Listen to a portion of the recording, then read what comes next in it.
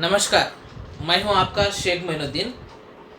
आज हम पढ़ने जा रहे हैं 10वीं कक्षा द्वितीय भाषा हिंदी पाठ्य पुस्तक से दूसरा पाठ।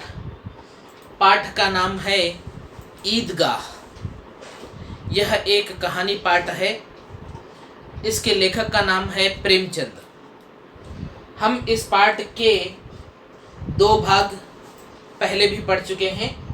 पहले भाग में लेखक का परिचय, उन्मुखीकरण, उद्देश्य, विधा विशेष और विषय प्रवेश को पढ़ चुके हैं। दूसरे भाग में इस कहानी में हामिद नाम के कैरेक्टर का, हामिद नाम के बालक का चरित्र चित्रण देख चुके हैं। ईदगाह के पास का दृश्य देख चुके हैं। ईद के दिन का मौसम किस प्रकार है वह भी हम पढ़ चुके हैं। इस भाग में हम पढ़ने जा रहे हैं आगे की कहानी। ईदगाह के पास बालक मोहसिन भीश्ती खरीदता है, महमूद सिपाही, नूरे वकील और सम्मी धोबिन खरीदता है। तब खिलौने को ललचाई नज़रों से ये हामिद देखता है और अपने मन को समझाने लगता है कि आखिर ये खिलौने मिट्टी के तो है, अगर नीचे गिर जाएंगे तो चकनाचूर हो जाएंगे। उसके बाद मिठाइयों की दुकानें आती है। वहाँ पर रेवड़ी, गुलाब जामुन और सोहन हलवा हामिद के दोस्तों ने खरीद कर खाते हैं। मोहसिन से कहते हैं हामिद रेवड़ी ले ले, बहुत खुशबूदार है, बहुत अच्छी है, मज़ेदार है। तब हामिद कहता है रखे रहो, मेरे पास भी पैसे हैं, मैं खाऊंगा तो खरीद लूँगा। आगे की कहानी देखिए। सम्मी बोला 3 ही तो पैसे है। कितने पैसे हैं? 3 ही तो पैसे है। हामिद के पास 3 ही पैसे है ना। 3 पैसे में क्या क्या लोगे? 3 पैसों में तुम क्या क्या खरीदोगे? इस प्रकार सम्मी के कहने पर हामिद मौन रह गया। मिठाइयों के बाद लोहे की चीज़ों की दुकानें आती है। हाँ, खिलौने की दुकानें ख़त्म हो गई और मिठाई की दुकानें ख़त्म हो गई। मिठाई की दुकानों के बाद लोहे से बने चीज़ें बेचने वाली दुकानें आती है। कई चिमटे रखे हुए थे उस लोहे की दुकान में। चिमटे का अर्थ क्या होता है? चिमटे का अर्थ हम तेलुगु में उसे पट्टकारा कहते हैं।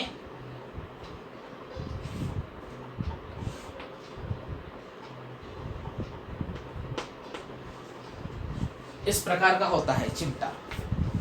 तेलुगु में हम पट्टकारा कहते हैं। उसको पकड़कर रोटी या कुलसा, कोयला वगैरह निकालने के लिए उपयोग करते हैं। उसी को हम चिमटा कहते हैं। एक्सट्रैक्टर कहकर अंग्रेजी में कहते हैं। कई चिमटे वहां पर रखे हुए थे। हामिद को ख्याल आता है दादी के पास चिमटा नहीं है। हामिद को ख्याल आने लगा कि दादी के पास क्या नहीं है? चिमटा नहीं है। जब तवे से रोटियां उतारती है तो हाथ जल जाते हैं। दादी जब मेरे लिए खाने के लिए रोटी बनाती है, तवे से रोटियां निकालती है। तवा का अर्थ क्या है? पैन, रोटी सेकने का एक चीज़, रोटी सेकने की चीज़, उसी को पैन कहते हैं। तवे से जब रोटियां उतारती है तो उसके हाथ जल जाते हैं, हाथ की उंगलियां जलने लगती है। अगर चिमटा ले जाकर दादी को दे दे तो वह कितनी प्रसन्न होगी। अगर चिमटा ले जाकर मैं दादी को दूंगा तो दादी बहुत प्रसन्न होगी, कितनी प्रसन्न होगी। फिर उनकी उंगलियां कभी नहीं जलेंगी। और कहने लगा, अपने मन में सोचने लगा, फिर उनकी उंगलियां कभी नहीं जलेंगी। दादी अम्मा चिमटा देखते ही दौड़कर मेरे हाथ से ले लेगी और कहेगी मेरा बच्चा अम्मा के लिए चिमटा लाया है। हाँ, जब मेरे हाथ में दादी माँ चिमटा देखेगी तो दौड़कर मेरे पास आएगी और मेरे हाथ से चिमटा लेकर कहेगी कि मेरा बच्चा अम्मा के लिए चिमटा लाया है। हजारों दुआएं देती रहेगी और कई हजारों आशीर्वाद देगी। फिर पड़ोस की औरतों को दिखाएगी, सारे गांव में चर्चा होने लगेगी। इतना ही नहीं, पड़ोस की, अड़ोस पड़ोस की, नाइबर्स के लेडीज़ को, नाइबर में रहने वाले लेडीज़ को बताएगी कि मेरा बच्चा चिमटा लाया है। इस प्रकार मेरे सारे गांव में मेरी चर्चा होगी। हामिद चिमटा लाया है, कितना अच्छा लड़का है। बड़ों की दुआएं सीधे अल्लाह के दरबार में पहुंचती है और तुरंत सुनी जाती है। और कहेगी हामिद चिमटा लाया है, मेरा बच्चा बहुत अच्छा बच्चा है, कितना अच्छा बच्चा है।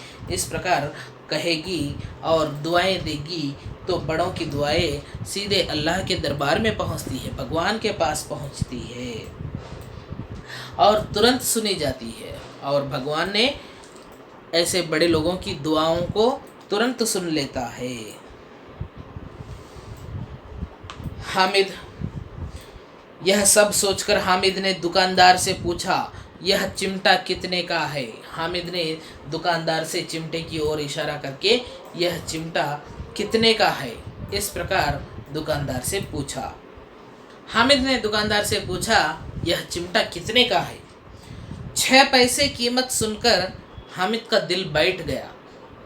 दुकानदार ने इसकी कीमत बताया, चिमटे की कीमत बताया कि यह चिमटा 6 पैसे का है। कितने पैसे का है?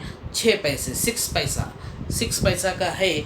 इस प्रकार कहा तो उसका दिल बैठ गया। दिल बैठ जाना का अर्थ होता है मायूस होना, नाराज़ हो जाना, क्योंकि उसके पास 3 ही पैसे हैं। हामिद ने कलेजा मजबूत करके कहा, 3 पैसे लोगे? हामिद फिर भी थोड़ा हिम्मत करके, कलेजा मजबूत करना मीन्स हिम्मत करके दुकानदार से पूछा, डरते हुए, 3 पैसे लोगे क्या? 3 पैसे में यह चिमटा मुझे दोगे क्या? दुकानदार ने बुलाकर चिमटा दे दिया। हामिद की भोली सूरत देखकर दुकानदार उस बच्चे को बुलाकर चिमटा 3 पैसे में दे दिया। हामिद ने उसे इस तरह कंधे पर रखा मानो बंदूक हो और शान से अकड़ता हुआ संगियों के पास आया। तो उस चिमटे को हामिद ने अपने कंधे पर इस प्रकार रखा जैसे एक सिपाही, एक पुलिस, एक सोल्जर अपने कंधे पर बंदूक रखकर जिस प्रकार चलता है, उस प्रकार चलते हुए अपने संगियों के पास आया, अपने साथियों के पास आया। दोस्तों ने मजाक किया, यह चिमटा क्यों लाया पगले, इसे क्या करेगा? दोस्तों ने उस चिमटे को देखकर उसका मजाक उड़ाना शुरू कर दिया कि यह चिमटे से क्या करेगा पगले, इससे यह कोई खाने की चीज़ है या खेलने की चीज़ है, इससे क्या करेगा? इस प्रकार उसका मजाक उड़ाया। घर आने पर अमीना हामिद की आवाज़ सुनते ही दौड़ी और उसे गोद में उठाकर प्यार करने लगी। जैसे मेला वापस गांव आ गया, घर आ गया, तो घर आते ही बूढ़ी अमीना अपने पोते के पास गई और उसे उठाकर प्यार करने लगी। सहसा हाथ में चिमटा देखकर वह चौंकी। ऐसे ही प्यार करते करते उसके हाथ में जो चिमटा दिखाई दिया, उस चिमटे को देखकर चौंक पड़ी और सोचने लगी, कहने लगी, यह चिमटा कहाँ से ले आया? इस चिमटे को कहाँ से ले आया? तो हामिद ने कहा, मैंने मोल लिया है अम्मा, मैंने मोल लिया। मोल लेने का अर्थ खरीद लेना, परचेस करना। मैंने खरीद लिया है अम्मा। कितने पैसे में? How much cost? कितने पैसे में? तो हामिद कहा, 3 पैसे दिए, 3 पैसे में मैंने इसे मोल लिया है। अमीना ने अपने माथे पर हाथ रखा। माथा मीन्स ये फोरहेड है ना, इस माथे पर हाथ रखकर अफसोस करते हुए कहने लगी, आह भरती हुई बोली, यह कैसा बेसमझ लड़का है, यह कैसा बेसमझ लड़का है कि दोपहर हो गई, कुछ खाया ना पिया, लाया क्या एक चिमटा। सारे मेले में तुझे और कोई चीज़ ना मिली जो यह लोहे का चिमटा उठा लाया। इतने बड़े मेले में तुझे दूसरी कोई चीज़ नहीं मिली क्या? ये लोहे का चिमटा उठा कर लाया, खाया ना पिया, दोपहर का समय हो गया, फिर भी भूखा प्यासा रहकर चिमटा ले आया। तुझे मेले में दूसरी कोई चीज़ नहीं मिली क्या? कहकर अपने माथे पर हाथ रखकर अफसोस करते हुए कहने लगी। हामिद ने अपराधी भाव से कहा, अपराधी भाव से, अपराधी भाव का अर्थ क्या है? हाँ, जैसे अपराध किया हो ऐसा पनिशमेंट के लायक अपराध किया हो, इस भाव से कहने लगा। क्या कहा देखिए, तुम्हारी उंगलियां तवे से जल जाती थी, यह मुझसे देखा न जाता था अम्मा, इसलिए मैंने इसे लिवा लाया। जब तुम तवे से रोटियां निकालती थी तो तुम्हारी उंगलियां तवे से जल जाती थी, यह मुझसे देखा नहीं जाता था, इसलिए मैंने इस चिमटे को ले आया। अमीना का क्रोध तुरंत स्नेह में बदल गया। यह बात को सुनते ही अमीना का क्रोध जितना भी था, जितना भी गुस्सा था, यह सब तुरंत स्नेह में बदल गया। यह मूक स्नेह था। यह कैसा था? मूक था। मूक मीन्स अपने मुंह से बतलाने लायक शब्द नहीं थे। मार्मिक प्रेम था जो रस और स्वाद से भरा हुआ था। मार्मिक प्रेम, ममता से भरा हुआ प्रेम था। बच्चे में कितना त्याग, कितना सद्भाव और कितना विवेक है। हाँ, और वह सोचने लगी कि बच्चा देखा तो बिल्कुल छोटा सा है, इसमें कितना त्याग की भावना है, सद्भाव, अच्छे गुणों की भावना है और कितना विवेक है, कितना टैलेंटेड है यह बच्चा। दूसरों को खिलौने लेते और मिठाई खाते देखकर इसका मन कितना ललचाया होगा। दूसरे बच्चों को खिलौने लेते हुए देखकर और मिठाइयाँ खाते हुए देखकर इसका मन कितना ललचाया होगा। फिर भी वहाँ पर भी अपनी बुढ़िया दादी की याद बनी रही। वहाँ पर भी, उस मेले में भी अपनी बुढ़िया दादी उसे याद आने लगी। अमीना का मन गदगद हो गया। मन गदगद होना यह भी एक मुहावरा है, अधिक प्रसन्न होना, खुशी से भर जाना। वह आंचल फैलाकर हामिद को दुआएं देती जाती और आंसुओं की बड़ी बड़ी बूंदें गिराती जाती थी। आंचल फैलाना, आंचल फैलाना मीन्स अपना जो पल्लू होता है ना, ओढ़नी, वो आंचल फैलाकर, पल्लू फैलाकर दीनतापूर्वक मांगना, दीनतापूर्वक भगवान से मांगना, यह आंचल फैलाना का अर्थ होता है। हामिद को दुआएं देती जाती थी और आंसुओं की बड़ी बड़ी झड़ें, बूंदें गिराती जाती थी। आंसुओं की बड़ी बड़ी बूंदें गिराती जाती थी। हामिद इसका रहस्य क्या समझता? हामिद तो छोटा बच्चा था। ये आंचल क्यों फैलाई और उसके आंखों से आंसू क्यों निकला, इसके बारे में हामिद कुछ भी नहीं जानता था। इसमें ज़्यादा से ज़्यादा मुहावरों का उपयोग हुआ है।